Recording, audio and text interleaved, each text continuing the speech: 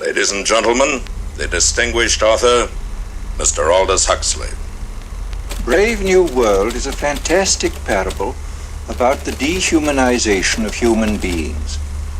In the negative utopia described in my story, man has been subordinated to his own inventions. Science, technology, social organization, these things have ceased to serve man. They have become his masters. Aldous Huxley's novel portrays a dystopian future under the dictatorship of a world state, where every aspect of human life is controlled, from laboratory creation to the grave. He described the story as fantasy, but later wrote, "The prophecies made in 1931 are coming true much sooner than I thought they would. The nightmare of total organization has emerged and is now awaiting us, just around the next corner." With the rise of brain-computer interfaces and biometric sensors and so forth, all the bodies, all the brains would be connected together to a network, and you won't be able to survive if you're disconnected from the net. All life on Earth is going to be radically changed. It's a fusion of the physical, the digital, and the biological world. It's changing who we are. These people have gotten to the point now where they are openly anti-human. Everything will be monitored. The environmental consequences of every human action. They cannot happen without digital ID. Once the digital ID is in place, it's game over for humanity.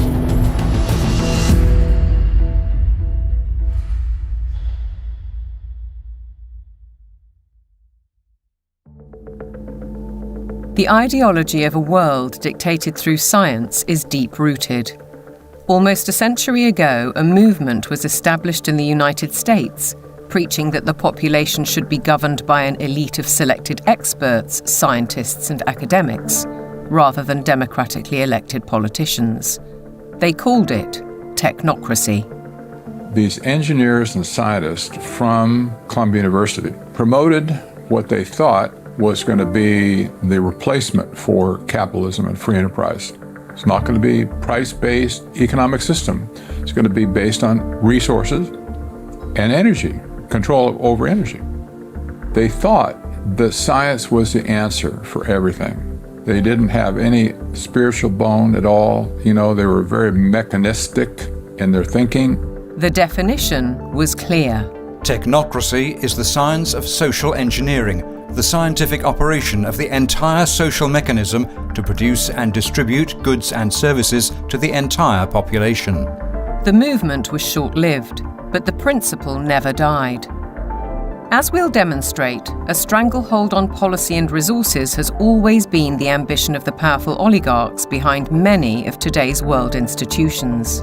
It seems to me that there's a very strong drift in the direction of globalization, of the ultimate centralization of control in the hands of unelected officials at supranational organizations. The lust to control other human beings is a story as old as time. They want all of the resources of the world in their pocket. They do not want you and me to have anything. It's in writing all over the World Economic Forum's website. By 2030, you will own nothing and be happy. That's an oxymoron. If you don't have anything in your name, you ain't going to be happy about it. The World Economic Forum may have called that infamous phrase a prediction, but it translates as a statement of intent on behalf of its global power brokers. The bigger picture is that an attempt is underway now to collapse liberal democracy and replace it with global technocracy. What I call an omni-war is now underway, which is to say that the transnational ruling class is literally, it's not a metaphor, is literally at war with the rest of humanity and has weaponized everything that it can. This is a coup. They can remove the power from the parliament and the legislative branch and consolidate it into a monetary system which has complete control. That control is now entirely achievable because the would-be controllers finally have the tools to execute it. total surveillance, artificial intelligence, digital IDs, and central bank digital currencies. The potential for social control is gigantic and potentially irreversible. What our experts are describing is a world commanded by an exclusive group of bankers and industrialists, affecting every aspect of our lives. What we eat, what we can buy, where we travel, where we live, and all bypassing democratically elected governments. You could be forgiven for thinking this is a grand conspiracy theory, but please consider this. The term conspiracy theory has become one of the most successful propaganda terms of all time in closing down discussion and debate. It's a thought-terminating cliche, but nevertheless, it's surprisingly effective when you try to calmly present evidence in a factual and reasoned manner. In this film, we will present evidence that the global takeover is not only possible, it's actually happening, and has been decades in the making. They plan to commandeer land, reduce farming, and radically change the food we eat, transform the supply of electricity, and then dictate how we use it, and replace currency with a system of credits, under their control. It's a classic template. To win the war, take control of food, of energy, and of money. And here's the key. All three strategies are built on the premise of a climate crisis caused by carbon dioxide, a gas that is actually vital for life on the planet. So what if the whole carbon narrative was one gargantuan lie? A political maneuver to establish their brave new world.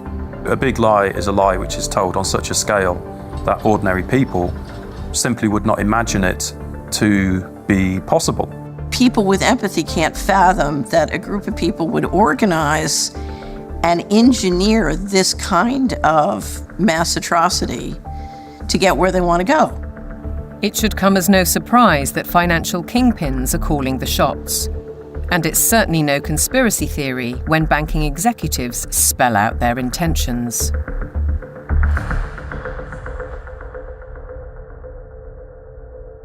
We are on the brink of a dramatic change where we are about to, and I'll say this boldly, we're about to abandon the traditional system of money and accounting and introduce a new one. And the new accounting is what we call blockchain. It means digital. It means having a almost perfect record of every single transaction that happens in the economy, which will give us far greater clarity over what's going on. It also raises huge dangers in terms of the balance of power between states and citizens. We are shifting to a new financial system, but the general population is not shifting to a new financial system. It's shifting to a control grid. CBDC can allow government agencies and private sector players to program, to create smart contracts, to allow targeted policy functions. For example, welfare payment. For example, consumption coupon. For example, food stamp. By programming CBDC, those money can be precisely targeted for what kind of people can own and what kind of use this money can be utilized. A key difference with the CBDC is that central bank will have absolute control on the rules and regulations, and also we will have the technology to enforce that. They're saying we can control with rules. We don't need currency anymore. And so it's no longer a financial system or a currency system. It's purely a digital concentration camp. It's a slavery system. When Catherine Austin Fitts talks, we should listen. She's a former high-level investment banker in New York and held senior office in the first Bush administration in Washington. There may be 1,000 models of how it could work. But essentially, you will have, whether it's a banking account or a credit card, and it can be turned off and on. So my incentive system is not you go to work and work hard and you get money. My incentive system can be based on how you behaved in the last 5 minutes, on a 24/7 basis. CBDCs, as the name suggests, would be issued by central banks like the Federal Reserve in America and the Bank of England, not by high street banks. They would signal the end of cash, and every transaction you make would be transparent and held on a permanent database. Crucially, under a net zero regime, your carbon footprint could be at the heart of the system.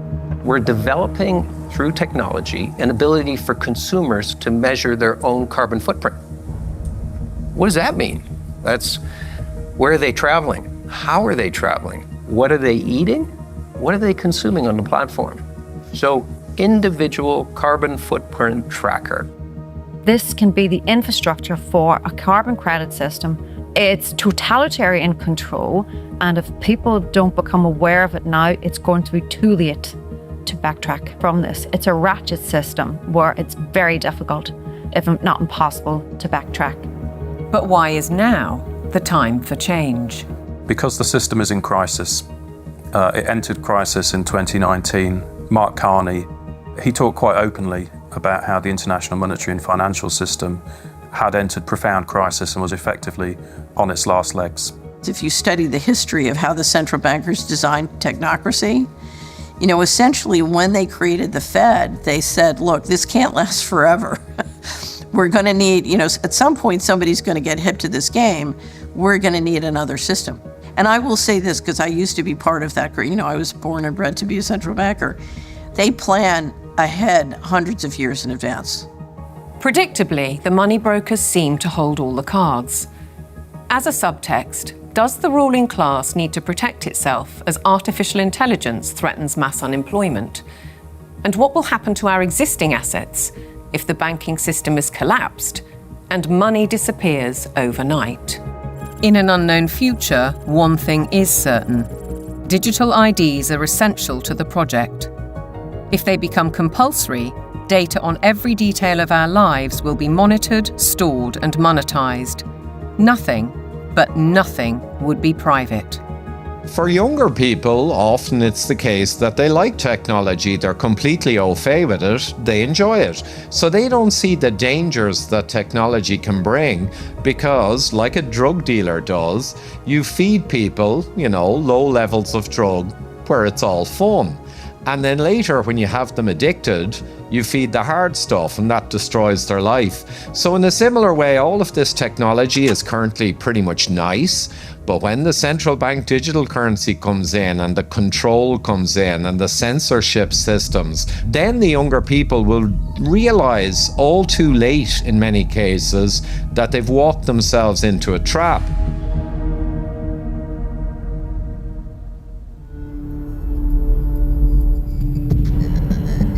One man who knows the dangers only too well is Aman Jabi, who was at the forefront of digital development in Silicon Valley, California, for 25 years.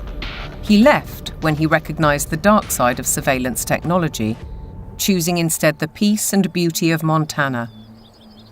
He's an expert in facial recognition. It's a technique that is used to uniquely identify the biometrics of any face. So, in a device like your smartphone, and most modern smartphones in the last 5 or 7 years, they have a 3D camera module in the front of the phone, which you cannot see. Within that module is a near-infrared projector, which projects tens of thousands of dots on your face. Those dots are then distorted based on the contours and the features of your face. And there's a near-infrared camera then takes a picture of that distortion, captures it, and then reverse engineers the exact profile of your face. In the longer term, facial recognition will be used to unlock your digital identity, which is going to be a tool of control for the agendas that are coming down the pipeline. Elements of that control are already with us.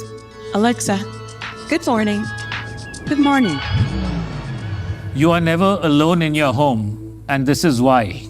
All your devices at home and all smart appliances, they are all connected on a wireless network. Many of these devices will have cameras, many will have microphones, and so they are monitoring everything all the time. Your smart appliances are communicating with the smart meter and sending it real-time usage data. If there's a Ring camera also in your home, a mesh network is formed and all your devices are being tracked within the home, its location, its usage, and all the data is going to Amazon servers. When you leave your home, all modern vehicles are connected to the internet, so your automobile is being tracked all the time. When you're going under a string of smart LED poles and smart LED lights on the highway and in the streets of your towns and cities, those form a wireless network and are tracking your vehicle. They are tracking all the devices on you, from smartphones to smartwatches when you're walking on the streets. So data is being collected 24/7 continuously on every human being whenever you are within these wireless networks. And it's obviously not good for health also because of all the electromagnetic radiation. In the long term, the plan is to pretty much lock up humanity in smart cities, which is kind of a superset of a 15-minute city. They've sold all the state and local governments and countries that smart cities are about sustainability and the good of the city. But in reality, the language from the UN and WEF and their white papers is all inverted. So, air monitoring is really about limiting mobility and no car ownership. Right? Surveillance, control via LED grid is why the smart lighting is there. Water management is about water rationing, noise pollution is about speech surveillance, traffic monitoring is about limiting mobility, and then, of course, energy conservation is all about rationing heat, electricity, and gasoline. Another concept one should be familiar with is called geofencing, and that's, think of it as an invisible fence around you, where you cannot go beyond a certain point. And that will be related to your face recognition, digital identity, and access control. Your smart contracts, SoftBrick can turn off your digital currency beyond a certain point from your house. Our world has been turned into a digital panopticon. That means you can be monitored, analyzed, managed, and monetized. Surveillance capitalists are already making billions of dollars selling our information to big corporations, because this kind of detailed knowledge enables them to predict and influence our behavior. Worse, our children are being exploited. There are a lot of board games and other games that are already in the market and have been for over 2 years that have cameras inside and underneath these LED screens that are observing and scoring and emotionally calibrating the faces of all the children. So are all the iPads that they use in schools. They're all manipulating children's behavior by what they display on the screens. And child data is big business. There's a concept called social impact investing, which people should read up on. If your kids are in schools, they are already being traded on Wall Street in real time. They can bet on groups of kids whether they're going to be successful or not, whether they're going to become computer scientists or environmental engineers. So children have become essentially a commodity and have been for years with this system. And once it's fully in place, it is going to be used to fully control the behavior of children as well as how they behave with respect to, diversity, equity, inclusivity, etc. The Chinese have already gone one step further. Classrooms have robots that analyze students' health and engagement levels. Students wear uniforms with chips that track their locations. There are even surveillance cameras that monitor how often students check their phones or yawn during classes. These sensors pick up electrical signals sent by neurons in the brain. The neural data is then sent in real time to the teacher's computer. We've been drawn into this digital spy network in the name of convenience, connectivity, safety, and especially entertainment. The 3D world of cyberspace creates virtual lives that are often more exciting than reality. Why is this technology being developed? It's all for the culmination of this digital prison from which there will be no escape after all the switches are turned on. The critical switch would be the introduction of those digital IDs and central bank financial control, a world of zero trust. Zero trust is based on a simple principle. Never trust, always verify. Zero Trust is a protocol that is implemented by cybersecurity companies. And what it really means is we don't trust you, and you have to prove who you are all the time, 24/7. So think of it as going from a world of implicit allow to default deny. In tomorrow's world, once Zero Trust is implemented in, say, retail, everything will be behind plexiglass doors with a 3D camera, and it'll only be unlocked through your digital identity and facial recognition if you have the available carbon credits in your digital currency.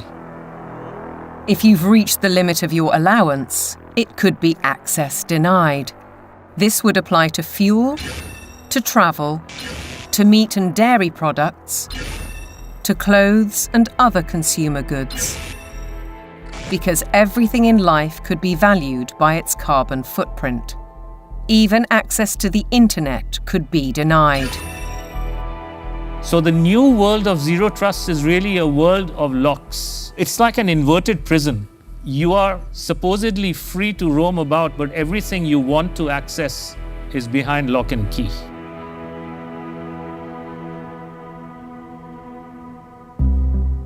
Most advances in science, including AI, bring great advantages to the world. They can enhance and improve human endeavour in almost every walk of life. But you don't have to be a scientist to see the flip side. They're constantly monitored by facial recognition cameras that are able to instantly put a face to a name. Now, the Chinese are also ranked, given a mark out of a possible 950 points. For now, the number is a sort of bank credit rating, keeping track of everyone's spending habits. It may seem scary, but it's just like that here. We're used to it, and anyway, we don't have a choice. If you think this couldn't happen in the West, ask yourself why so many cameras, smart poles, and 5G networks are being installed in your neighbourhood. In London, the police are using facial recognition surveillance. Sainsbury's is already experimenting with AI. Thank you for waiting. The cabinet will now be opened. In UK railway stations, surveillance is being tested to collect travellers' data. And in Oxford, these barriers were installed by the council under its so-called 15-minute city plan. They were removed following protests. But look at what's replacing them in these quiet residential streets. As the tech companies are proud to tell us, the possibilities are endless. We've developed the camera into a sensor. The camera does not only capture video, it can now start to count, measure, and detect. With deep learning capability, the camera is able to generate accurate and trustworthy data and send notifications in order to take action, all directly from the camera. And since our cameras have open technology, well, we can work with different analytic partners from all over the world and together do just about anything we want. Note that they can do just about anything they want. Digital technologies mainly have an analytical power. Now we go into a predictive power. But then the next step could be to go into a prescriptive mode, which means you do not even have to have elections anymore, because we know what the result will be. Ultimately, we're facing manipulation by the system. A world where instead of us using technology, technology is using us. But who's really pulling the strings? Banking and oil dynasties like Rothschild and Rockefeller inevitably get mentioned, as do the modern-day big tech masters, including the ubiquitous Bill Gates. David Hughes takes a wider view. It's those who own the means of production, who are capable of magicking money out of thin air, who control the media, and all of the other means of production, which have now been weaponized against the rest of the global population. Catherine Austin Fitz, the banking insider, adds a sinister thought. If you know their name, they're not at the top. Either way, it's a story of power, money, and manipulation by a small group of people who share common interests. and a belief that the world needs top-down control for maximum efficiency. As we'll see, it could result in the destruction of the farming industry in favour of laboratory foods, and a shortage of electricity because of the race to net zero. Net zero means the impoverishment of ordinary people. It means fundamental changes to their lifestyles, and the politicians are not being honest with the people about it. Surprisingly, the blueprint for transformation is woven into the United Nations Agenda 2030, ostensibly a vision for a better world. Excellencies, ladies and gentlemen, I say again that taken together, the 2030 Agenda for Sustainable Development and the Paris Climate Agreement provide humanity with a master plan for a sustainable way of life on this planet. New York City, late September 2024, the setting for the United Nations Summit of the Future, a gathering of member nations to reinforce and accelerate Agenda 2030 and its 17 Sustainable Development Goals, or SDGs. The plan has a broad spectrum and is full of worthy ambition. But behind those deliberately bright and colourful boxes lies a darker theme, a shifting of influence and potentially power towards unelected world bodies. The strategy goes back well into the last century, and pressure is growing, because the goals are far behind targets set at the grand relaunching in 2015. 17 inspiring Sustainable Development Goals, the SDGs. Our aim is clear, our mission is possible, and our destination is in our sights. To end poverty and hunger, address inequality, protect our planet, and build a life of dignity for all. It appears to be a noble and ambitious programme for a perfect world. And who could argue with those aspirations? But critics insist the goals are not what they seem.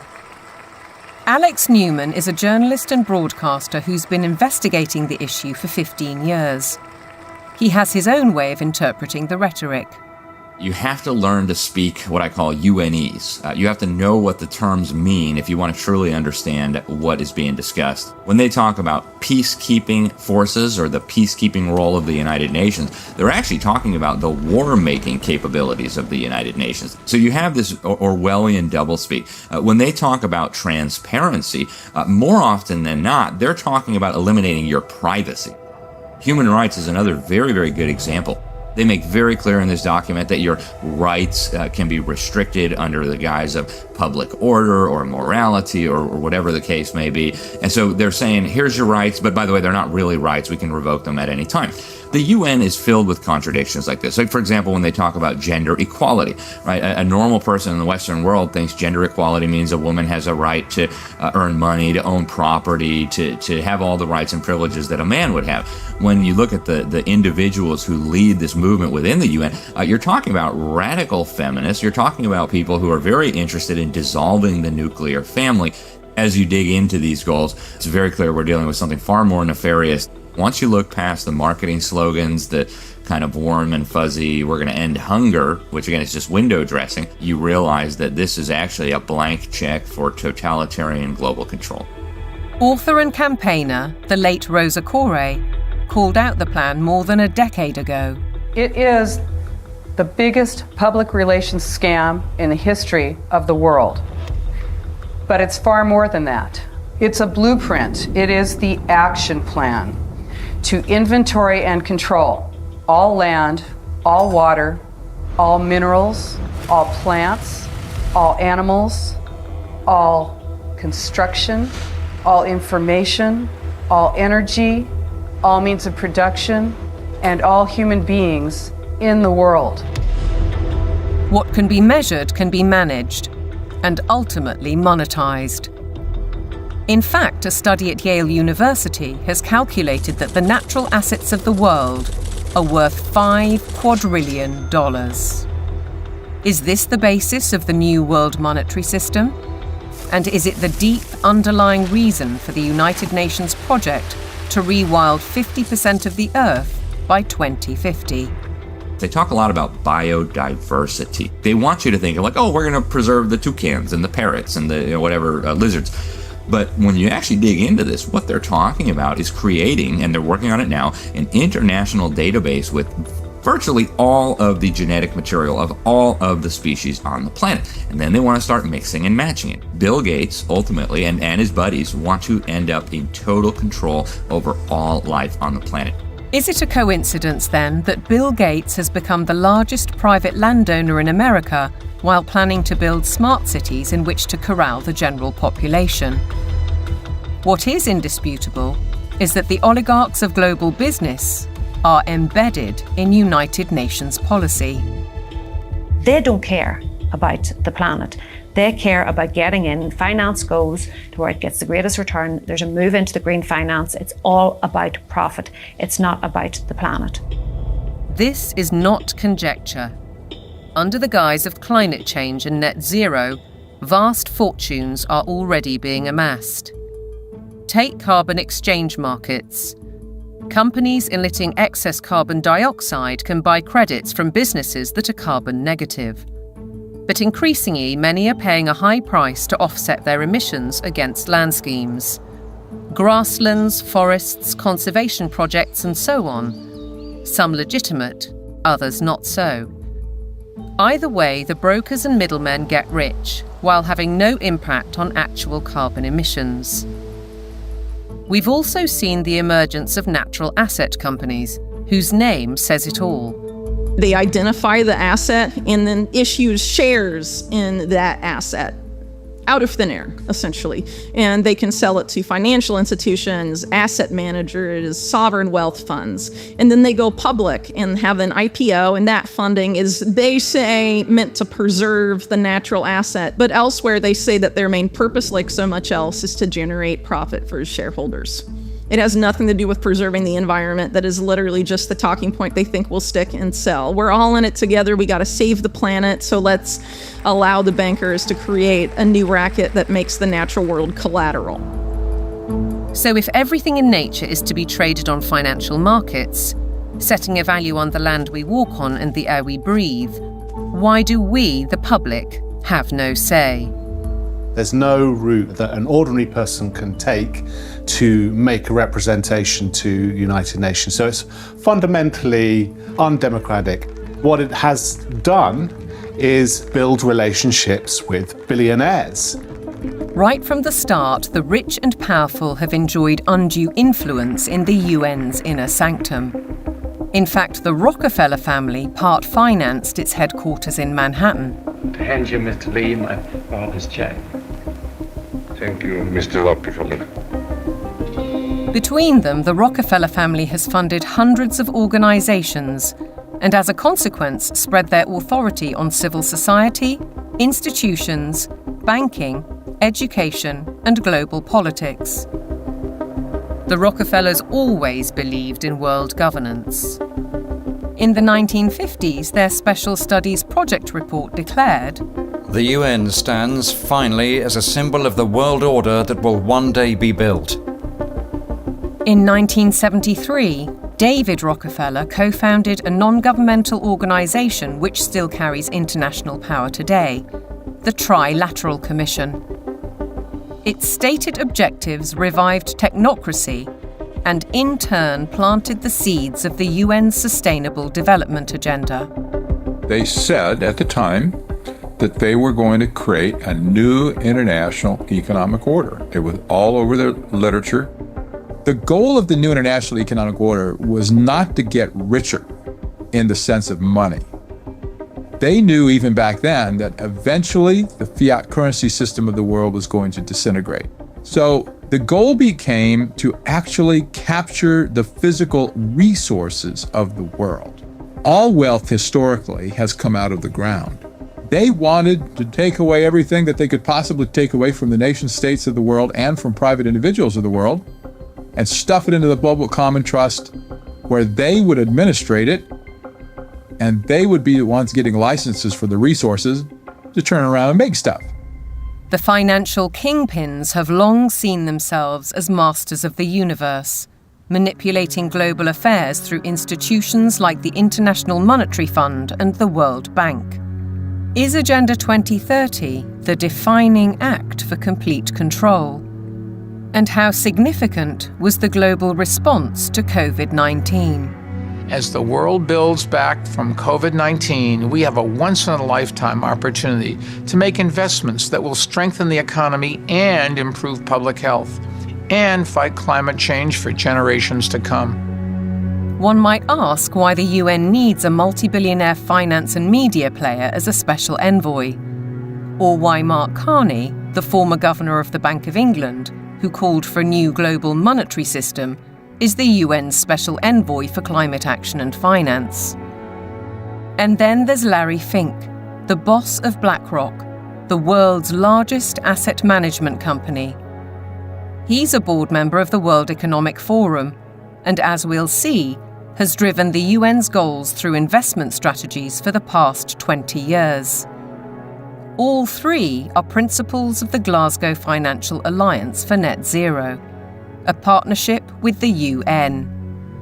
With the green economy worth trillions to corporations and investors alike, it's hard not to see a conflict of interests. Are the bankers raising money to achieve United Nations goals? Or are the goals a Trojan horse to change the world's financial control systems? Now consider the events at Jackson Hole, Wyoming in August 2019, only 3 months before the COVID outbreak. It's when Mark Carney delivered his call for change, and BlackRock proposed a new financial mechanism, Going Direct, which in principle allows central banks to channel capital direct to large corporations. So the central bankers got together in 2019, the G7 central bankers, and voted on the Going Direct Reset. And the Going Direct Reset, of which the COVID operation was part of it, has done a phenomenally excellent job of massively consolidating capital into central control. If you look at the COVID operation from a financial standpoint, it was absolutely clear that it was one way you balance the books. It worked. The major corporations like Amazon and others were allowed to continue business. Meanwhile, other businesses, particularly small and medium-sized entities, were deemed to be, quote, inessential. Many of them were put out of business. And so what we saw was a global wealth transfer of a reported $3.3 trillion from the working classes and the middle classes to this kind of super rich billionaire brigade. The people who ran the operation made an absolute fortune. It was economically, as a taking, it was a huge taking. And that included billions of pounds of taxpayers' money going to pharmaceutical firms for so-called vaccines. Whatever the truth around COVID, Dr. Hughes says the response deployed dangerous elements of social control, what he calls weaponized deception. We see techniques of shock and awe being applied through the lockdowns, techniques of isolation, making reality seem strange and threatening. All of this helps to de-pattern the mind. These are all well-known military tactics.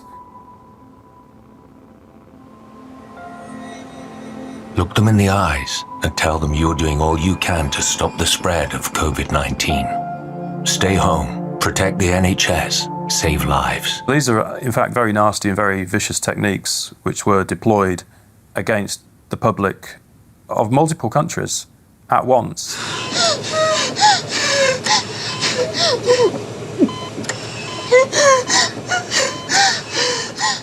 These are forms of serious psychological abuse. I think once the public starts to understand that, there's going to be a very severe pushback against everything that's happened. The general population cannot fathom the psychopathy of the vision that they're facing. So they can't fathom that a group of people would organize and engineer this kind of mass atrocity to get where they want to go. Be aware then of the World Health Organization, the UN's most powerful agency. Since COVID, the WHO has sought to increase that power to unprecedented levels through amendments to its pandemic treaty and the international health regulations. A key driver is its One Health initiative. One Health is a concept that was created to enable the WHO, with these documents, to take over jurisdiction of everything in the world by saying that climate change, animals, plants, water systems, ecosystems are all central to health. That places the Director General in a key position to influence world events, another potential conflict of interests given the WHO's financial backing, particularly from the pharmaceutical sector. Its accounts for 2022 show that an eye-watering 84%, or $3.656 billion of income, came from voluntary donations. The top 4 sources of these donations included the Bill and Melinda Gates Foundation and Gavi, a public-private vaccine alliance also heavily supported by Gates. People see the WHO as a benign organisation, and there are still areas where the WHO does useful stuff. But the biggest focus now is purely on a tiny disease burden where investors can extract a large amount of wealth. This has shifted the WHO's focus very much to this emergency agenda, which is very false. Pandemics are very rare events. This is why we now have a WHO that promotes vaccines all the time, because that's what the money is coming in to support. So instead of being a World Health Organization, we have a World Vaccine Organization, and that seems to be the only thing they're touting. What's in the treaty has got nothing to do with health. It's a business deal focused on the most profitable business imaginable, pandemic profiteering. The other part of it, they're setting up a huge surveillance network. We're talking about $31 billion a year. They have to surveil for variants of viruses, and they will find them. They just have to decide there's a threat, not even a real harm. Experts are preparing for what is known as Disease X, or the next pandemic virus. They're creating a supranational, self-perpetuating pandemic industry. The latest scare is monkeypox, renamed Mpox, a disease highly unlikely to affect the general population. Nevertheless, the WHO has acted. The emergency committee met and advised me that, in its view, the situation constitutes a public health emergency of international concern.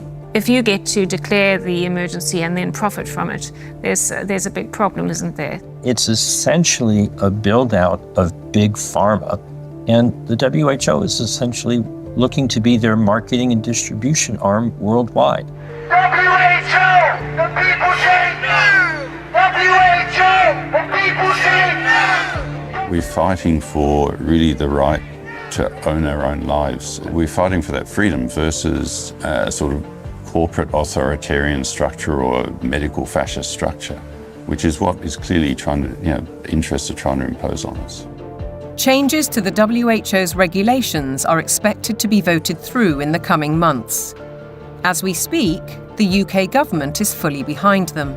Meanwhile, in common with many other global institutions, the WHO tries to silence criticism and dissent, branding it misinformation. The science, it says, is settled. Digital platforms are being misused to subvert science and spread disinformation and hate to billions of people. This clear and present global threat demands clear and coordinated global action.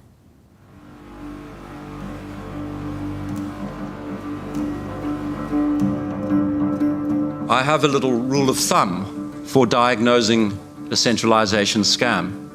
If we can detect 1, a propagandized global crisis, 2, admitting only global solutions, and 3, with dissenting voices viciously silenced, then we know with absolute certainty that we are dealing with a scam.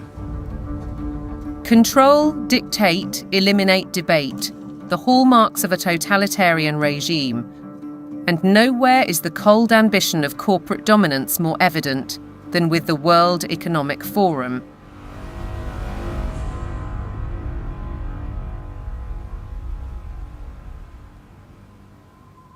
Klaus Schwab founded the WEF in 1971. His mentor was Henry Kissinger, statesman, political shaper, and close confidant of the Rockefellers. The organisation now employs 800 people and has programmes in business, academia, and in training future global leaders. It's far more than its famous annual meeting in Davos. Over the last 50 years, the World Economic Forum has blossomed into an enormously influential organization with all of the major corporations as stakeholders or trustees and all funding the World Economic Forum to ultimately fund the UN World Government Plans and Agenda 2030. Klaus Schwab is the public face of stakeholder capitalism, a planned system of central ownership and control that has little to do with democratic process and is uncomfortably close to communism. It's a partnership between global corporations, governments, and what Schwab refers to as civil society, NGOs, and so-called think tanks. The agenda is driven by finance, which gives the unelected and unaccountable oligarchs huge influence, if not control, over policy. The UK's Prime Minister, himself a one-time member of the Trilateral Commission, has already declared his interest. You have to choose now between Davos or Westminster. Davos. Why? Because Westminster is too constrained, and it's closed, and we're not having meaning. Once you get out of Westminster, whether it's Davos or anywhere else, you actually engage with people that you can see working with in the future. Westminster is just a tribal shouting place. Starmer seems to forget that he is elected by the people, to serve the people through Parliament. That's his democratic duty. And while he refuses to listen to our farmers, he entertains the globalists in Downing Street and publicly doubles down on his philosophy. I'm determined to deliver growth, create wealth, and put more money in people's pockets. This can only be achieved by working in partnership with leading businesses like BlackRock to capitalise on the UK's position as a world-leading hub for investment. To underline the influence of non-elected, unaccountable policy drivers, consider this document from 2004. It was commissioned by the UN and produced by financial institutions, including the World Bank. It cited research by the WEF. The result was the emergence of environmental, social, and governance metrics, ESGs. The ESG is an attempt to turn financial power into governance without going through the democratic process, without the normal process of making law. ESGs allow major asset management companies such as BlackRock to impose ideologies on businesses and consumers across the world through their investment strategies. BlackRock's billionaire chairman and CEO, Larry Fink, also a board member of the WEF, remember, is clear. You have to force behaviors. If you don't force behaviors, whether it's gender or race or just any way you want to say the composition of your team, you're going to be impacted. Now we get ethics, green ethics, racial ethics, gender ethics, driving corporate decisions about who may have money, what they may use their money for, and how they're going to behave in society and what they're going to do with it. This is a new form of political power that isn't accountable, isn't transparent, and it isn't democratic. We, the public, are being manipulated. Our lifestyles, our culture, and our future, be it through forced woke ideologies, intrusive technologies, so-called pandemics, censorship, or information which is too often propaganda. Your compliance is vital to the agenda. To impose global solutions, the leadership needs you to believe in global problems. Climate change is here, it is terrifying, and it is just the beginning. The era of global warming has ended, the era of global boiling has arrived. This stuff is so fantastically stupid, it's hard to believe that they're doing it. There is no climate emergency. That is a total scam. If they came out and said, hey, we want to destroy your economy, we want to destroy the middle class of your country, and then ultimately we want to make you a slave to a one-world government, it just wouldn't be as appealing as saying we're trying to save the planet for future generations.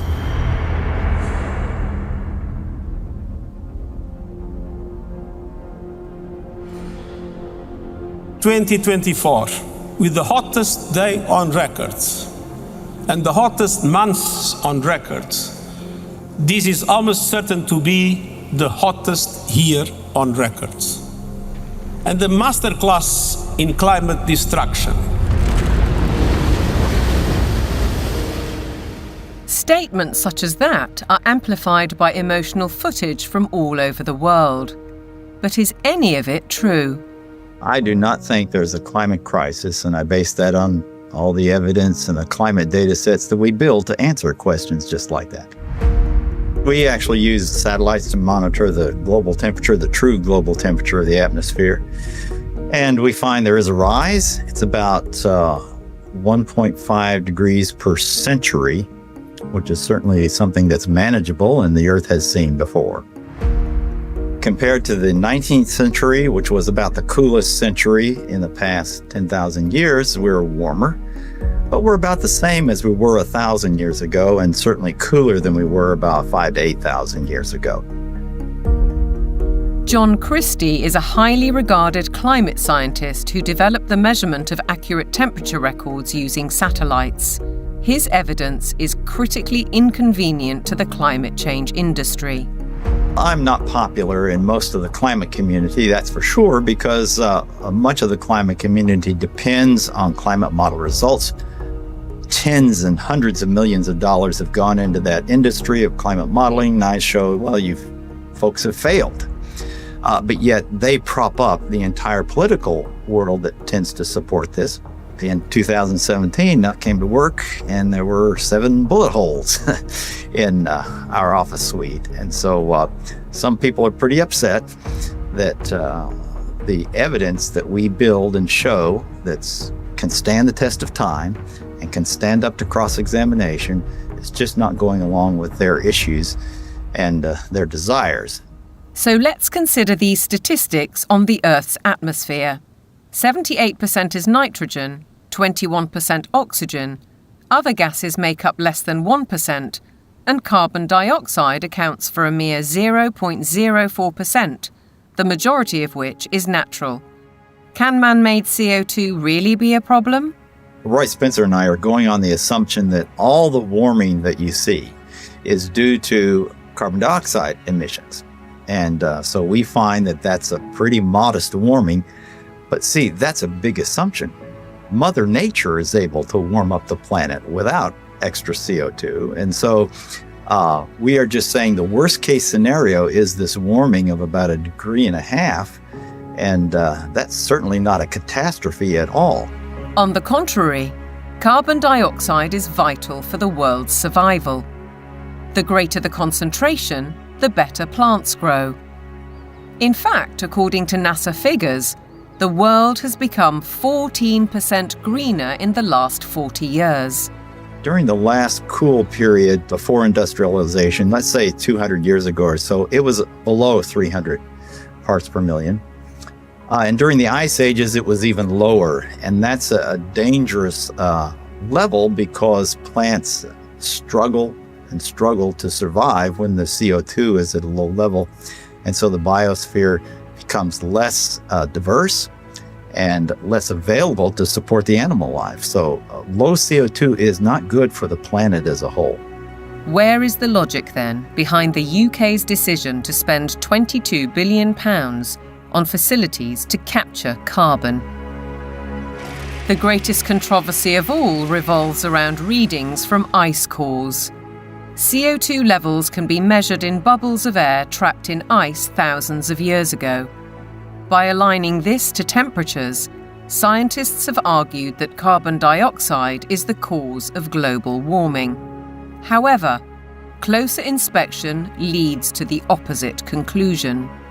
Once the temperature starts to rise, you will see the carbon dioxide rise about 500 to 1,000 years after. So the CO2 actually lags the temperature changes.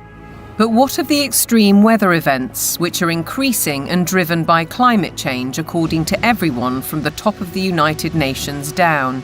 Professor Christie says there is no data to support those claims. And what we find is that virtually every one of these claims is false. The extremes are not increasing. Hurricanes are not increasing in intensity or frequency. Same with tornadoes or thunderstorms or floods or droughts. It's just going along like it always has with the natural variability. Why aren't we looking at the surface data sets that are constantly adjusted upwards? Why aren't we looking at the 40.3 record at Conisbee, which the Met Office is very proud of, on July the 19th in 2022? And when we did a freedom of information request at the Daily Sceptic, we found that there were 3 Typhoon jets landing on a runway next to the measuring device, because Conisbee, as they call it, is actually RAF Conisbee. It's a military airport. The temperature lasted for 60 seconds. Sticking a thermometer up the backside of a jet aircraft is not probably scientifically the best place that you can sort of determine temperature measurement, particularly when you then morph it into a global database, which the Met Office has, and then tell dear old Antonio Gutierrez that the globe is boiling. The whole thing is junk. How we came to the point where we think that we're going to prevent bad weather from happening by eliminating fossil fuels is just about the most nonsensical, illogical thing that I can imagine. And the whole world is caught up in this nonsense. So how did the carbon story take hold? Meet the man who invented climate change, according to The Telegraph. His name?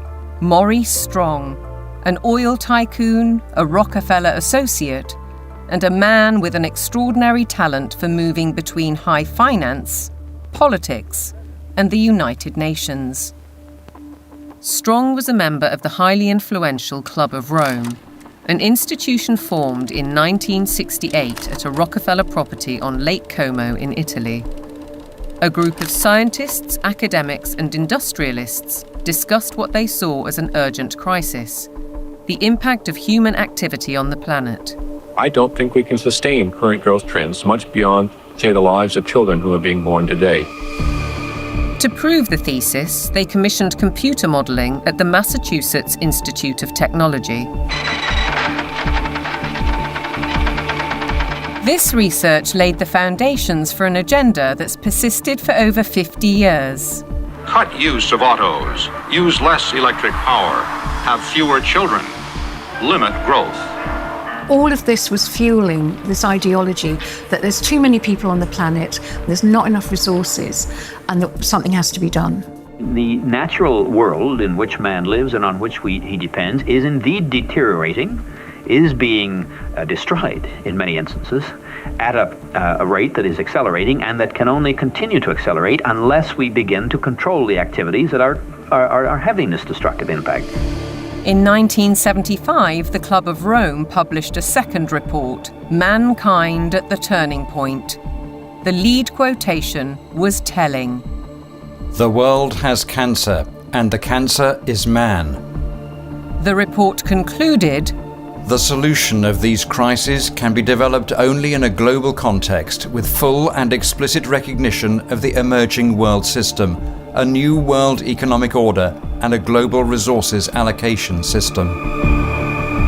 In other words, technocracy, top-down control of everything, including populations. But if that was the solution, a worldwide problem was required. Climate change provided the answer, as admitted in a later Club of Rome document. This is the quote from page 115. In searching for a new enemy to unite us, we came up with the idea that pollution, the threat of global warming, water shortages, famine, and the like would fit the bill. All these dangers are caused by human intervention, and it is only through changed attitudes and behaviour that they can be overcome. The real enemy, then, is humanity itself. It really does look as though they are inventing climate change there. They just made it up out of thin air, literally. That nobody really looks at that book and say, well, there you go. It's not, this has nothing to do with science whatsoever. They just made it up. Interestingly, in 1988, Maurice Strong had been instrumental in establishing the IPCC, the mainly political entity which endorsed a thesis by a small group of scientists that industrial carbon dioxide was driving climate change, and the IPCC has been locked into that theory ever since.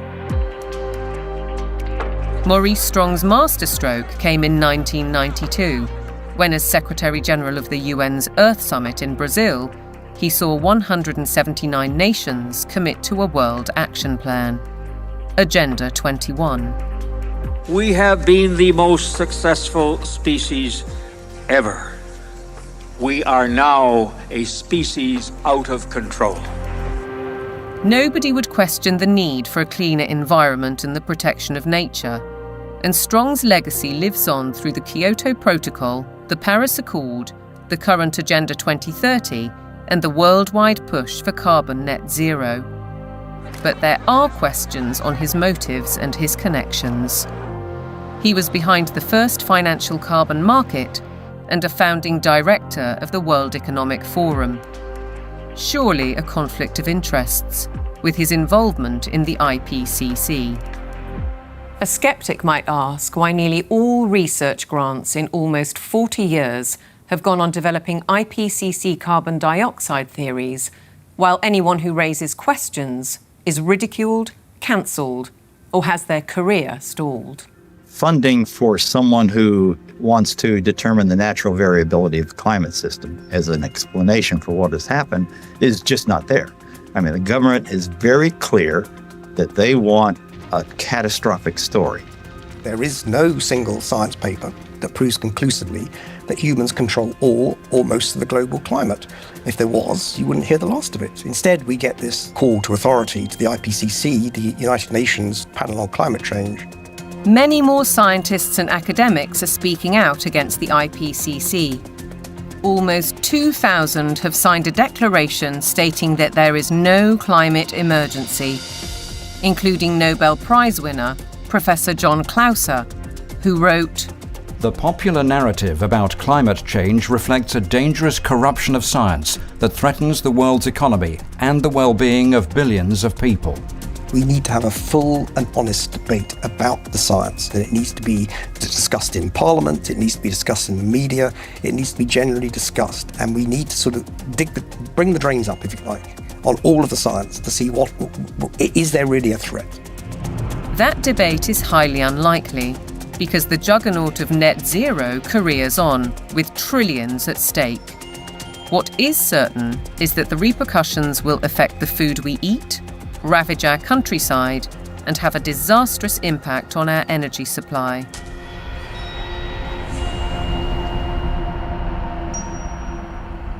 If you cannot set a credible course for net zero, with 2025 and 2030 targets covering all your operations, you should not be in business.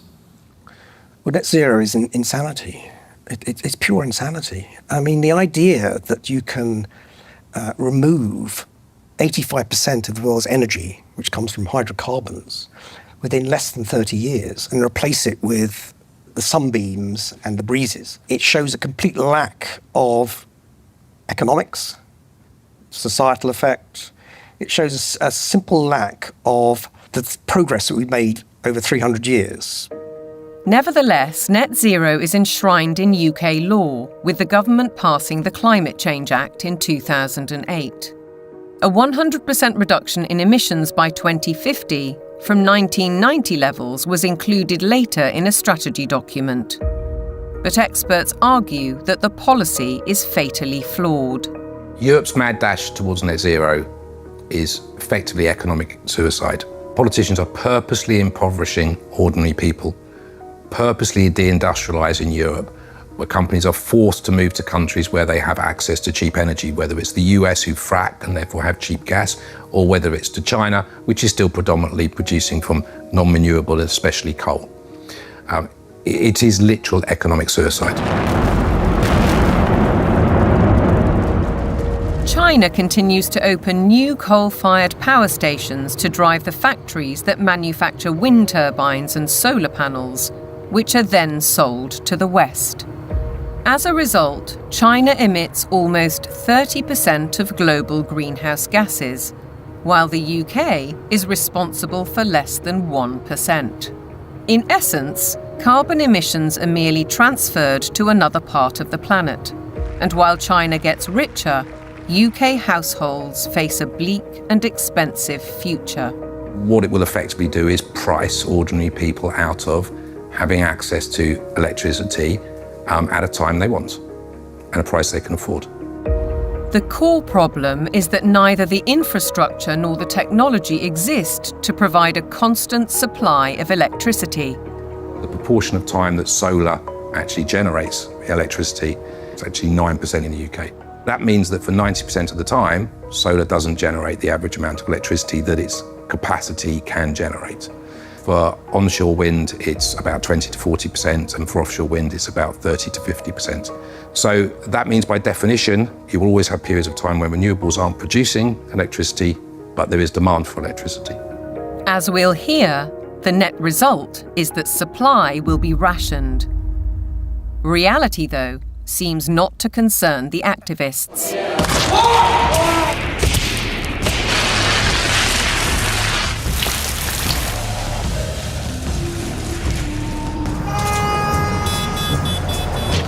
I'm here because I don't have a future. I look at some of these hysterical youngsters and some of the hysterical oldsters as well, screaming about the climate is collapsing and all that sort of thing. And you think you haven't got a clue what would happen if you removed hydrocarbons. You haven't got a clue. You'd be back in service, like probably your ancestors were. You'd be skivvying on the land, in big houses with warlords, calling themselves aristocracy and all that sort of stuff. You want to go back to that? Fine, get rid of hydrocarbons. Many of these apparently grassroots protest groups are backed by organisations such as the Climate Emergency Fund, financed by billionaires like the oil heiress, Aileen Getty. And if they claim to be environmentalists, they conveniently ignore the bigger picture. Thousands of wind turbines are disrupting coastal waters, changing habitats, affecting marine life, and killing seabirds. Landscapes are being scarred by the production of lithium for electric car batteries, and by cobalt mines in Africa, where child labour contributes to huge corporate profits. How does the loss of thousands of square miles of farmland to vast solar parks meet the UN's biodiversity goal? And how helpful are wind turbines when they're blotting the landscape visually and through noise pollution, and disrupting wildlife in the air and on the ground? The glorious mountain terrain of southwest Wales is a stark example. It's a landscape breathtaking in its beauty, untainted and largely untouched by humans. A haven for wildlife, a place where life runs its natural course. Yet this is what's planned: mega turbines designed for offshore, reaching 700 feet into the air and dwarfing the hilltop forests. Planning permission is being sought for the so-called Bryn Cadwyn Energy Park. If you put one in the valley floor, it would be standing some 40 metres above the valley floor, so above the horizon. But they're not putting them in the valley floor, they're putting them on the top of the hills. So it'll be standing some 600 odd metres above sea level up there, casting a shadow over our solar panels. Justin Cotter lives right in the centre of the proposed development. He's fighting to preserve the countryside he loves. And across the mountain, Jason and Josie Barker are equally aggrieved. It feels very much like it's exploitation, using the climate crisis narrative as its supporting evidence. So it feels like it's being abused in a tremendous way, and there's going to be a lot of destruction done in the name of doing good, which really just seems utterly backwards. And if we really want to protect nature, then some of the best way of doing that would be to leave it well alone, especially in the wilder places, and let it flourish. We certainly found that being here, The more we've lived here, the more we've worked with it and encouraged it, the more it's come back. All of those spruce trees on top there, they will have to go to make way for turbines. All of that. All of this spruce will be gone. To build a 230-metre turbine in that location, it's going to take some crane to lift the 240-tonne nacelle onto the top of the tower some 180 metres up. So they'd have to stabilise all the ground for the crane, stabilise the ground for the actual turbine, put in a concrete plug basically in the ground of some 1,000 tonne of steel, 4,000 tonne of concrete, just as a base. They'll need to be lit. It'll take away the dark skies. It's totally devastating. It would just be catastrophic damage and destruction. The roadways up through these valleys, they're Welsh valleys, they're all twists and turns. They're going to have to straighten out the valleys. Where you've got steep hills, they're going to have to level out those hills. There's a 200-metre drop into the actual valley itself. So they're going to have to create gradients that machinery carrying 400-tonne loads can actually traverse and get up. The locals argue that there are much better ways of creating clean energy, such as solar panels on industrial sites. Areas of natural beauty should be respected. This is about preserving and protecting this sacred land. We need to speak up and protect the environment. It's just tremendous amount of damage in the name of saving the planet. It does make you ask the question of what is it we're actually saving if we're paving it over. It doesn't make any sense at all in my head.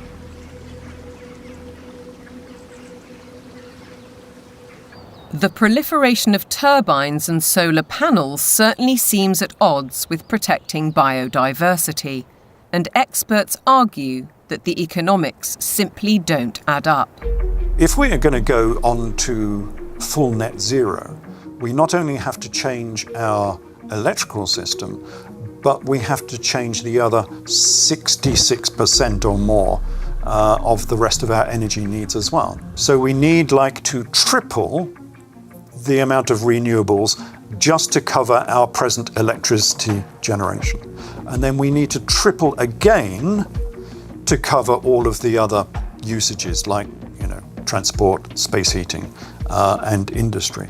So it's almost a tenfold increase in the amount of renewable energy that we're producing.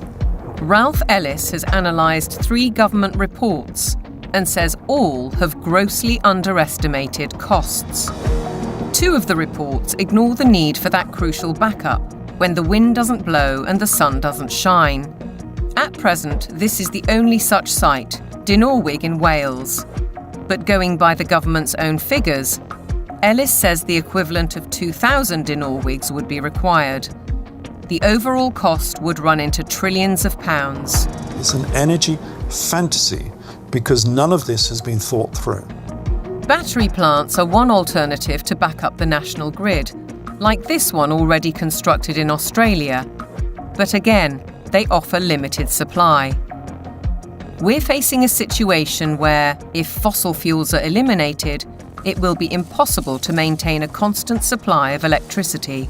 You can't instantly put on new supply, so what you have to do is control demand.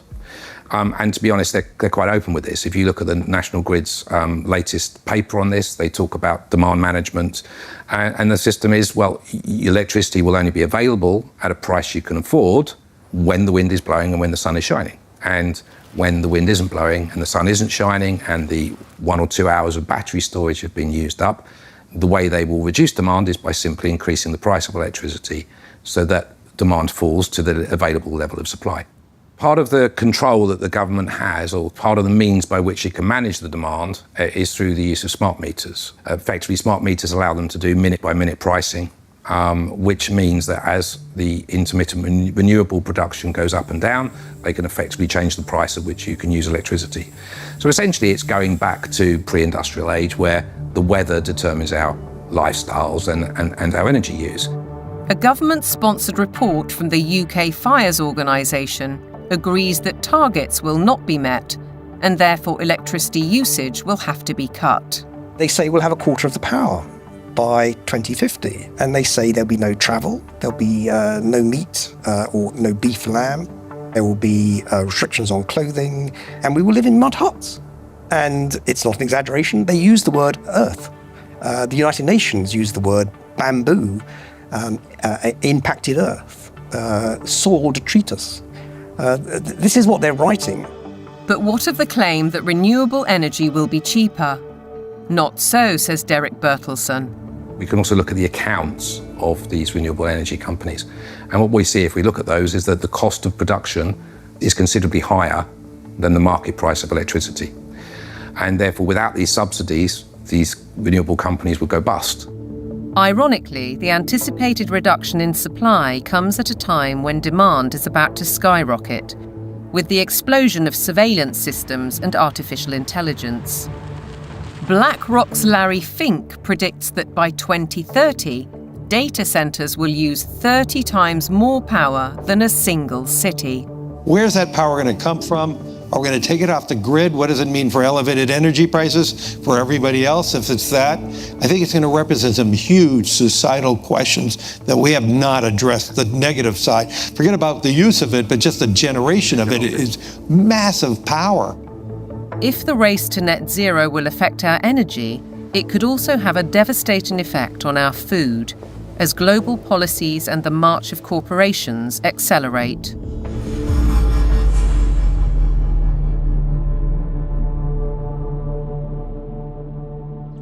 Farming has been at the heart of our lives for generations, but to the climate change advocates, suddenly it's a threat. A lot of people have no clue that agriculture contributes about 33% of all the emissions of the world. You just can't continue to both warm the planet while also expecting to feed it. Doesn't work. One thing John Kerry didn't mention was that farming and agriculture contributes 100% of the food that we need to eat. So that's a little kind of an important detail that he ought to have mentioned. And I think what we're dealing with here is actually a global war on agriculture. I believe they are demolishing our food infrastructure, partly to cause a crisis, right? And I guarantee you, mark my words, we're going to be in a food crisis and they're going to say it's climate change. I wouldn't say it's about saving the planet, no. I would say it's about land grab and about profiteering and corporatization of our food sector. It's basically a pharmaceutical industry taking over the food supply. If I can switch everybody from real food to pharma food, then 100% of the agriculture industry can go through my publicly traded stocks, and I have complete control. So the idea is we get rid of farmers, we kill any naturally grown food, and we engineer food in manufacturing plants and laboratories. But I assure you that those guys are not eating this. Bill Gates is one of the familiar corporate faces, and he's investing heavily in the food revolution under the guise of avoiding climate disaster. Cows alone account for about 6% of global emissions. So we need to change cows. And while he talks up the perceived problem, Gates is pouring money into the supposed solution: artificial meat and genetically modified crops. Crucially, anything that is invented or altered can be patented. The core of his agenda is he wants to do in agriculture and pharmaceuticals, by the way, what he did in the computer world. True power, massive, incalculable wealth comes from owning intellectual property and then monopolizing it. They want to make it so that every single organism that is used for food is ultimately under their control, either through the 3D printing or through this genetic manipulation. So we're moving now very rapidly toward this totally centralized food system where a tiny handful of corporate interests in bed with totalitarian government will dominate the food supply so that there is only a giant public-private partnership with total control of all food, all energy, and I believe water will be next. While the global machinations continue, thousands of farmers fear for their livelihoods. And the new UK government's first budget has multiplied those fears. By reducing relief on inheritance tax, they're penalising those who would want to pass their farms to sons or daughters. The National Farmers Union described it as a disastrous budget for family farms that would snatch away the next generation's ability to carry on producing British food and see farmers forced to sell land to pay the tax. For Kelly Seaton, concern goes well beyond her family farm in Cheshire. It makes me feel incredibly sad that the dairy and meat industry is so vilified. You will never find anything as nutritionally complete as milk and meat. The food that is going to replace milk, meat, and all of the other products that we produce in this country is going to be very nutritionally lacking. They will starve us from nutrients, and then the pharmaceutical companies will probably pick up the slack on that, all of which create a profiteering circle. No Farmers, No Food was set up to campaign against untenable net zero and climate change policies. Farmers, says Kelly, are being dealt a deeply unfair hand. When cows are blamed for climate change, it does make you question everything. And I think this is where a lot of farmers are waking up to the fact that there's a lot of lies being told to us. The problem with the current carbon system is that a lot of big corporations are offsetting their carbon. So most dairy producers now especially, but other farmers as well, are having to record their carbon footprint on systems that aren't fit for purpose. They are woo-woo figures pulled from the sky, quite frankly, and then the big corporations are using that data to offset their carbon so that they can look better, again, at the same time as beating us with a stick and saying that we're the ones killing the planet with these girls. The methane emitted by cows' digestive system is part of the argument against them, but Kelly says that's just hot air. The grass that they eat would produce the same amount of methane whether they ate it or not. OK, they do speed that up, but the other thing they give us is this, muck, which we put on the fields to fertilise the fields and reduces our reliance on buying in fertiliser. 200 miles to the south, Ed Rhodes farms 188 acres of Devon countryside. He's not part of the No Farmers, No Food movement, but agrees that the whole narrative on cows and climate change is wrong. As farmers, we recycle carbon all the time. That's what we do. You could almost define farmers as carbon recyclers. We're an organic beef, sheep and vegetable farm. We run a fairly traditional system of rotational farming. We'll have a field which would be growing a brassica crop for 1 year, a non-brassica crop for another year, such as broad beans or sweet corn, and then we have a break for that field, so it goes into a predominantly grass and clover mix. That allows the soil to recover from the work that we've done with it while we've had the vegetables growing. It also allows things like the clover to put nitrogen back into the soil. So the livestock are absolutely essential for grazing that grassland. We also mow it so that the hay, the silage that we take from those fields are fed to the cattle in the winter. The bale I'm sitting on, the bedding that they're standing on, is all mown from very rushy areas on our farm. The animals then dung onto that. We compost that. That gets spread onto the land primarily where we're growing the vegetables to put the fertility in, and that's what then produces our crops. If you remove livestock from the system, you have no system. Farmers like Ed Rhodes work with knowledge and passion, but still have to comply with a labyrinth of government rules and regulations, including carbon monitoring. And now land itself is under threat. Corporations such as British Airways are buying farms to plant trees for carbon offsets, while other areas are being declared sites of special scientific interest, restricting or even preventing use for crops and livestock. And then there's the United Nations SDGs. Goal 15. Protect, restore and promote sustainable use of terrestrial ecosystems. Consequently, rewilding programmes are impacting farmland across the world.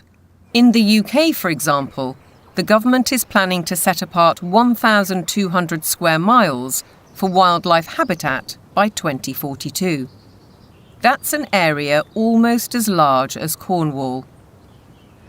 And in America, dams are being removed and river courses reopened, disrupting water supplies for crops.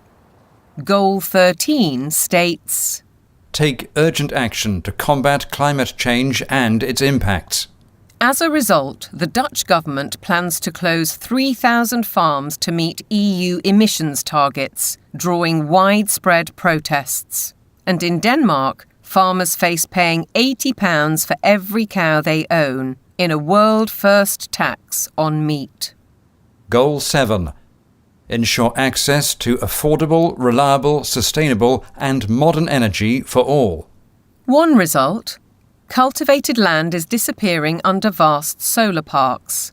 How does this square with the UN's biodiversity goals or even ending hunger? Maybe they're questions for Ed Miliband, the UK's Secretary of State for Energy Security and Net Zero.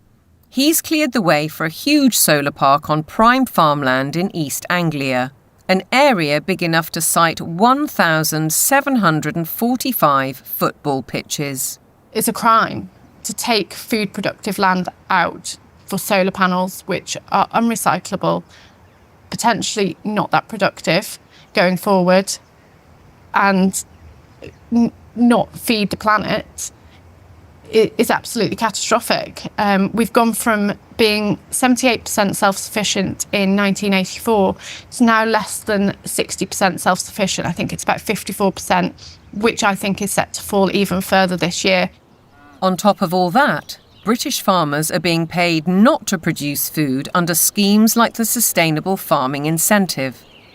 Kelly Seaton understands that many farmers accept the money to balance their books, but has this warning. When you look at how many farms are selling up, how many arable farms are struggling, we're walking into food shortages, and I think we're going to end up eating more processed food, maybe lab-grown meat, and I think that's part of the plan. The squeeze on farming is self-evident. Our supply of natural food is under very real threat, just as the WEF predicted. Worse than that, Catherine Austin Fitz says that with programmable currency, you wouldn't have a choice. No one in their right mind would ever eat this stuff. But the reality is, once they have control of your transactions, they can dictate what food you can and cannot buy. If they want you to buy pizza made with insect-based flour, that's what you're going to get.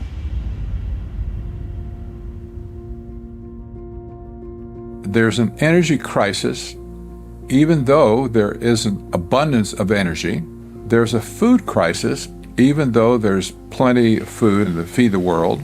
There's a water crisis, even though 70% of the Earth's surface is covered with it.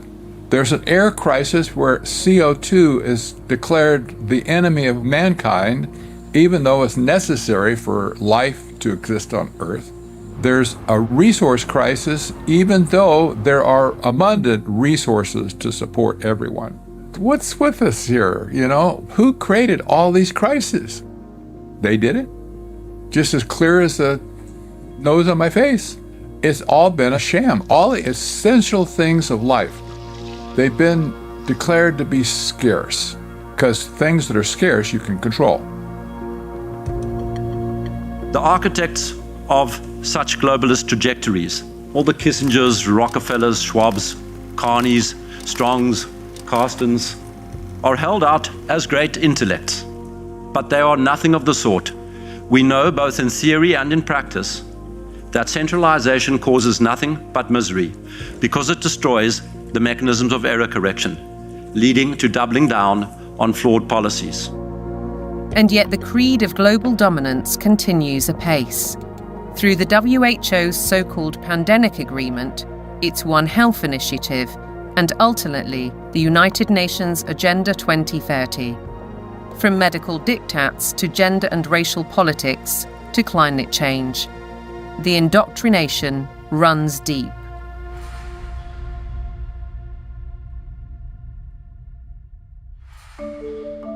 Local councils have been sucked in by the tentacles of global power, encouraging them to spend vast amounts of time and taxpayers' money on climate schemes, without challenging the rationale.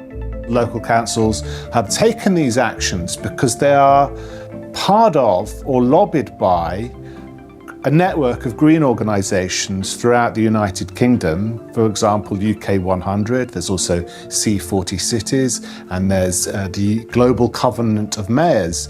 And these organisations require local authorities to sign pledges that say they're going to ban cars from streets, we're going to make people vegetarian, and we're going to restrict certain forms of trade faster than is required by national government. They've been able to do this because democratic engagement at the local level is so weak. The voters' decisions are completely outweighed by the influence of the green blob, essentially. One organisation, Climate Emergency UK, has introduced scorecards, a league table to compare the progress of councils. It brings both pressure and opportunity. Environmentalism creates the idea that a local councillor is a planet saver. And of course, there are organisations that, like the UK 100, that are going to flatter people in that position. They're going to indulge those people and say how important they are, whereas most of the rest of the public are going to probably see them and say, what the hell are you doing? Ben Pyle emphasises that such organisations are not grassroots initiatives. Civil society has been bought and it's been organised around the interests of its billionaire philanthropists. Newspapers and television also consistently push the same story. We've been hearing about the threat of climate change for decades, but now we can't ignore it. Here, the climate crisis is very real, and it is getting worse. What mainstream media does in following this narrative is that they exclude vast areas of climate science. They exclude all the sceptical scientists. By the BBC, which has done it for 20 years, saying that you cannot have any other view apart from the settled narrative, is doing an enormous disservice to science. Journalists and broadcasters are schooled in the carbon doctrine by organisations such as the Carbon Literacy Project, which claims to have trained 1,000 BBC employees. Meanwhile, Sky joined forces with the psychologists of the Behavioural Insights team to produce this initiative: How the Power of Television Can Nudge Viewers to Decarbonise Their Lifestyles. The recommendations included: give green content more screen time, more salience in plots and scenes. Use kids' content to encourage positive environmental behaviours amongst children and their parents. How then can we possibly expect impartiality in reporting? Rather, we're served with propaganda, statements that nobody seems willing or able to question. It is unequivocal that human activities are responsible for climate change. I can take current media and almost any climate story I can write, I think, a very effective counter. It's like shooting fish in a barrel. This is endemic to a media that is ill-informed and has an agenda.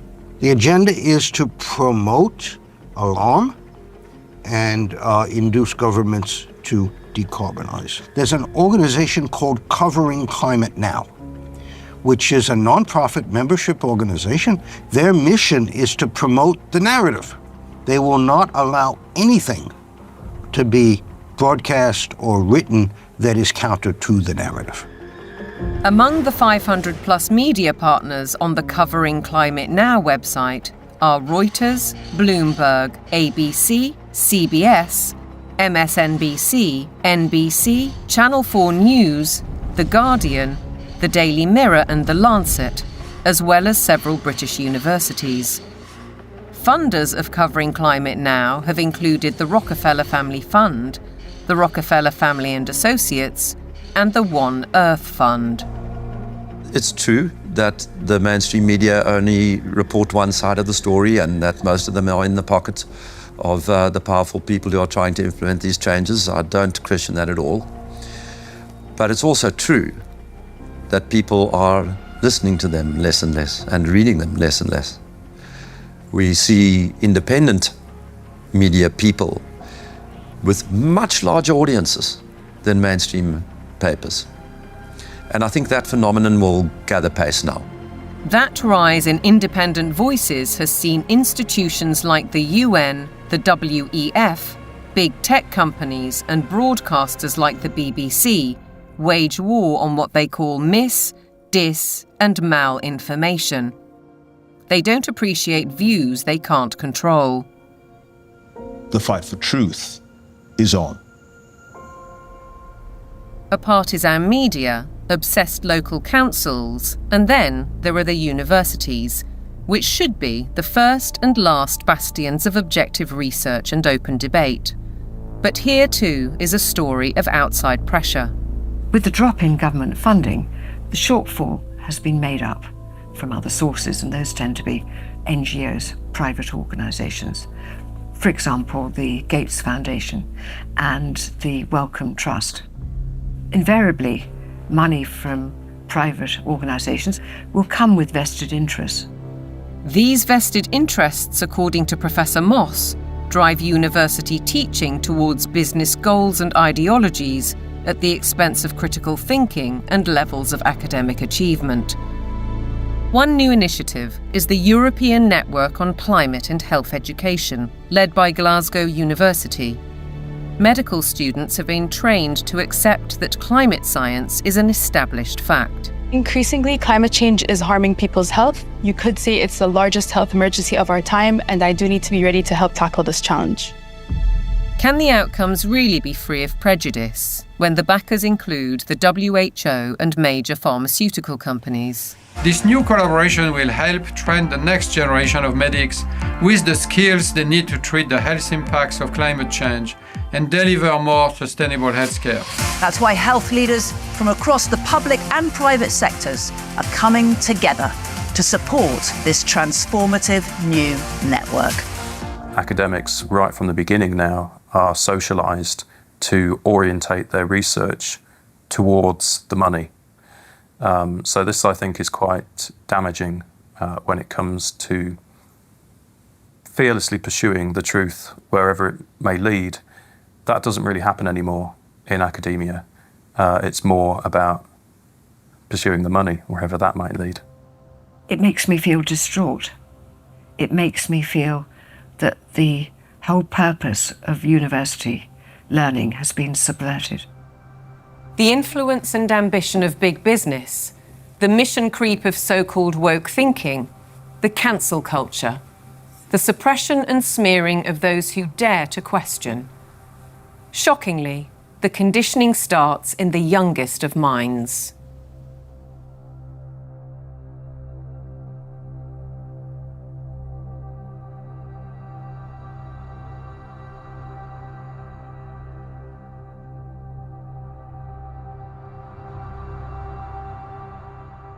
All aboard for global goals! This year, Thomas and his friends have teamed up with the United Nations. The world of young children is supposed to be one of innocence and joy, but it's been permeated by the global ideologies of the United Nations. If you go to goal number 4, it deals exclusively with education. And when you think education, recognize they're talking about indoctrination. The Sustainable Development Goals. Under the surface of it all is this effort to bring all the children of the world into this one world globalist system. And what's so remarkable about this to me is that it's not even hidden anymore. Take part in the global movement to save our world from being destroyed. How will you fight climate change? Try meat-free meals. Reduce your electricity use. Give your clothes a second chance. We died! It's kind of your fault! And you can never ignore Greta. The eyes of all future generations are upon you. And if you choose to fail us, I say we will never forgive you. I don't want you to be hopeful. I want you to panic. We want action. We want justice. Let's fucking want action. And we want it now. No more coal. No more oil. Keep your... I want you to feel the fear I feel every day. I want you to act as if the house was on fire, because it is. This propaganda relentlessly promoting fear in various ways, be it disease, be it climate, I think is having a very damaging impact on young people's mental health. The disasters that continue increasingly to afflict the natural world have one element that connects them all: the unprecedented increase in the number of human beings on the planet. We're asking children to believe they are a scourge on the planet. I have a problem with children believing they shouldn't be here from the off. How are we ever going to encourage them to have strong mental health and emotional well-being if they believe that their birth is a disaster for the planet? That's not encouraging them to be productive citizens who are making an active contribution to society if they've got to apologise for their very existence. I think it's very dangerous, and I think we need to reverse that as soon as possible. The indoctrination of children is further evidenced across their learning. Objectivity and freedom of thought are being stifled by the persistent pushing of agendas. I undertook a study of secondary school textbooks to see what children are being taught. And what I found was extremely shocking. I found unqualified acceptance of climate change, the wonders of vaccines, GM foods, and very few counter-arguments were presented. If you cannot produce this information that's in the textbooks, you cannot succeed in the school system. If a student undertaking a geography exam, for example, doesn't talk about man-made climate change, then they're very unlikely to hit the top marks. Is it not surprising that the phrase critical thinking actually only occurs in relation to two subjects? One is art and design, and the other is history. Other than that, it's completely absent from the national curriculum. If we have a dumbed-down syllabus, we're actually stunting children's brain capacity and brain potential. While parents may not be fully aware of these issues, many are concerned at the growing trend of gender politics, including transgendering. One former head teacher says his local authority advised teachers not to use the words boy or girl for fear of misgendering anyone. The Department for Education as well has really subscribed to this kind of woke ideology. So there's almost like brownie points for the more woke you can be. Why do you have makeup and lipstick and glitter on? Because I think it looks pretty. Oh! You don't think it looks pretty? What schools have done is employ third-party agencies to deliver material for which the third parties most certainly have a vested interest in. And I wouldn't have a problem if it was I'm there in school to ask children to accept me as I am. That's fine. We all need to be tolerant and liberal in a diverse society.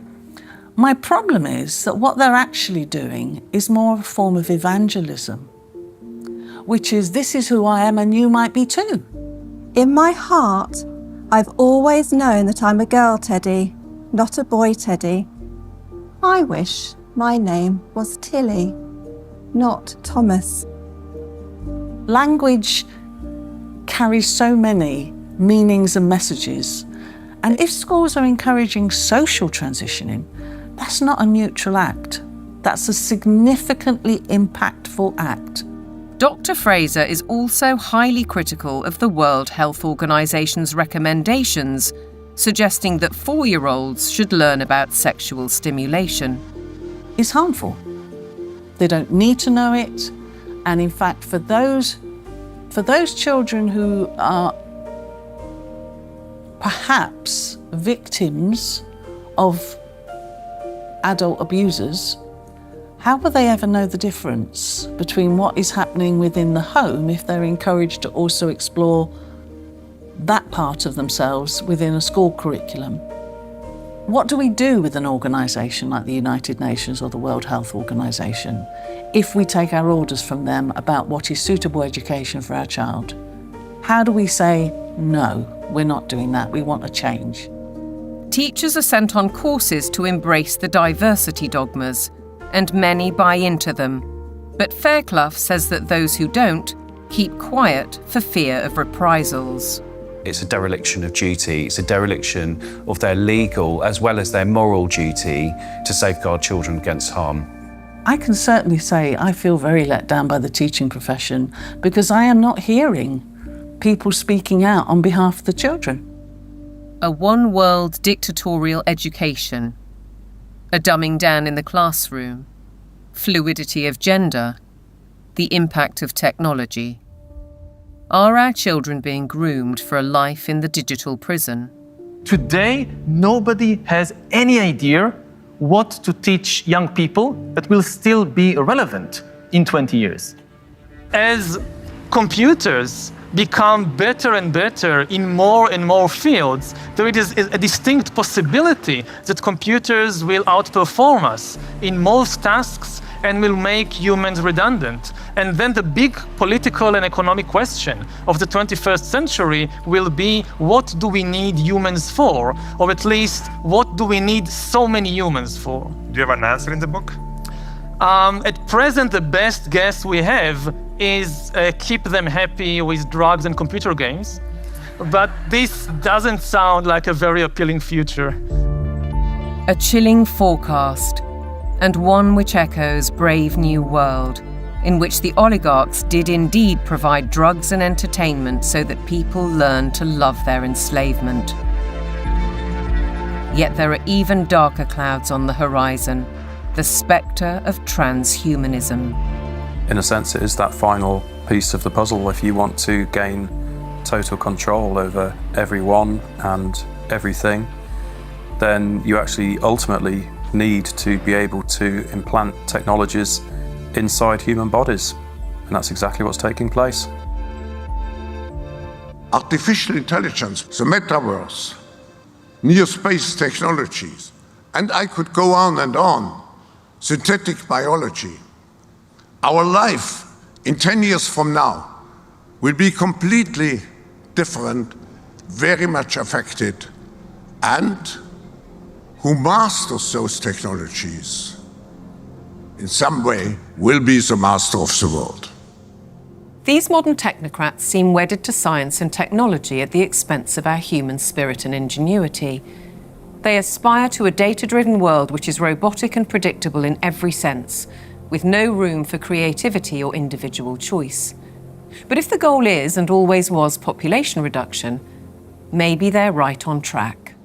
We feel too afraid to have kids because we feel that we're heading towards civilization breakdown. People under the age of 35 are more likely to report climate change as a reason not to have children. I've decided not to have kids to do my part for climate change. If I don't think the future is worth anything, then I'm not going to have children. If I think it is worth something, I will have children.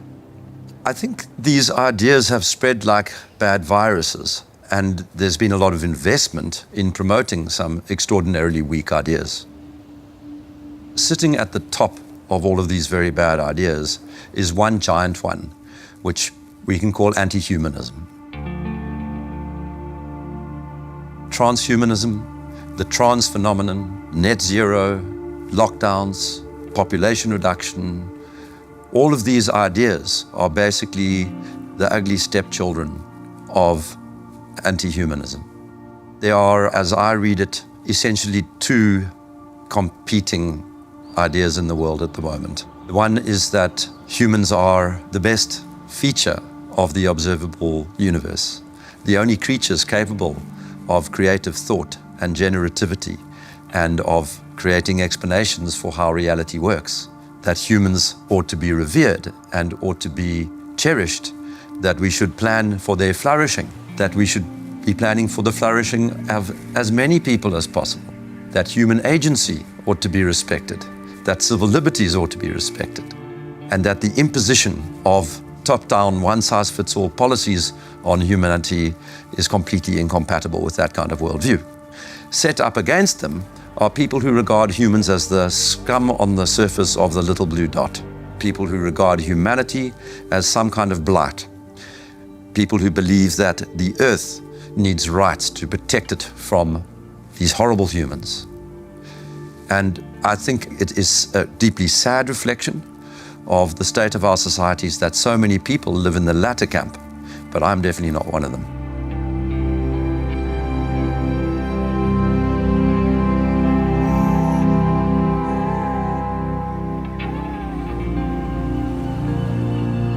We can all stand up to tyranny. We can and must fight for the things that truly matter. The people we love, the fairness we'd like to see, and the personal freedoms we'd like to experience. We should not be bullied, nor should we accept the influences of those who would split our society, be it by race, by gender, by culture, or anything else we hold dear. And perhaps we should start by limiting our reliance on technology and remembering how creative we can be.